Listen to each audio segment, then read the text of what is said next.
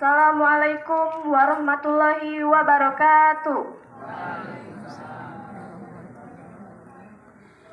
Pertama-tama marilah kita panjatkan puji dan syukur atas kehadiran Allah Subhanahu wa Ta'ala, yang mana pada pagi hari ini kita masih diberikan kesehatan dalam rangka membaca Yasin bersama.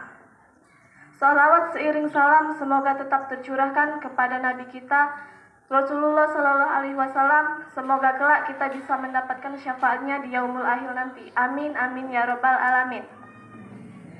Pada kesempatan kali ini saya akan menyampaikan tausiah singkat yang berjudul Sekolah dan Kehidupan. Yang pertama adalah sekolah. Di sekolah kita diwajibkan untuk menuntut ilmu. Islam mengajarkan kepada kita untuk menuntut ilmu, baik itu ilmu duniawi maupun ilmu akhirat. Sebagaimana sabda Rasulullah Shallallahu Alaihi Wasallam yang artinya menuntut ilmu itu wajib bagi orang Islam, baik itu laki-laki maupun perempuan.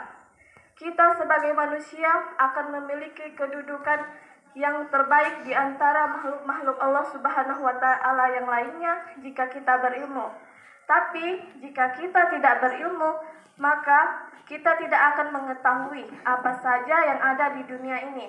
Allah telah menjelaskan dalam Quran surah Al-Mujadah ayat 11 yang artinya, dan kami akan mengangkat derajat orang-orang yang berilmu dan beriman dengan beberapa tingkat derajat. Di mata Allah saja kita bisa menjadi mulia jika kita berilmu, maka dari itu minatkanlah kita sebagai pelajar untuk meningkatkan ilmu, menuntut ilmu sebanyak-banyak mungkin, karena ilmu itu mahal harganya. Yang kedua adalah kehidupan. Sebagaimana jantung terus berdetak, mata terus berkedip, dan paru-paru terus memompa darah kita, maka seperti itu pula kehidupan kita secara spiritual. Di dalam kehidupan ada 3 perkara yang tidak boleh lepas dari diri kita, apalagi sampai kita lupakan. Ada yang tahu Kak apa saja sih 3 perkara tersebut? Mau saya kasih tahu? 3 perkara tersebut, yang pertama adalah doa, yang kedua sabar, dan yang ketiga tawakal. Yang pertama doa. Doa adalah permintaan seorang hamba kepada Allah Subhanahu wa Ta'ala yang memiliki kedudukan mulia di sisinya. Rasulullah Shallallahu Alaihi Wasallam bersabda, yang artinya, dan tidak ada yang mulia di sisi Allah selain daripada doa. Jika kita tidak berdoa, maka kita akan dianggap sombong karena telah melupakan Allah Subhanahu wa Ta'ala. Maka kadangkala ada saja kemurkaan yang akan menghampirinya. Na'udzubillahimin. Yang kedua adalah sabar. Sabar dalam Islam adalah kesungguhan hati dan jiwa untuk mengungkapkan kebenaran dan keberanian dalam kebaikan. Meskipun kadangkala kita melakukannya harus mempertaruhkan nyawa, tapi sabar yang diperintahkan Allah dan Rasul-Nya dengan gigih dan dilakukan dengan kesungguhan hati, maka itulah yang dikategorikan dengan sabar.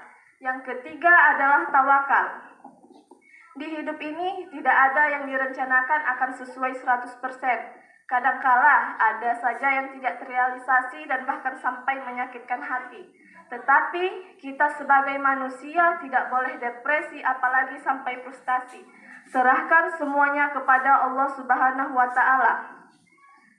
Tawakal di sini artinya menyerahkan diri kita sepenuhnya kepada Allah Subhanahu wa Ta'ala, yang dijelaskan dalam Quran surah Al-Maidah ayat 24, yang artinya, dan serahkanlah hanya kepada Allahmu jika kita benar-benar orang yang beriman. Maka dari itu serahkanlah diri kita kepada Allah Subhanahu wa Ta'ala, karena Allah telah mengatur kehidupan hambanya masing-masing, baik itu jodoh, baik itu maut maupun rezeki, karena Allah tidak akan menukar rezekinya kepada seseorang yang salah, karena Allah telah menakdirkannya dari kita mulai dilahirkan sampai kita menutup nyawa. Nah, dari kehidupan dan sekolah, saya mau bertanya nih kepada teman-teman, apa sih perbedaan antara kehidupan dan sekolah?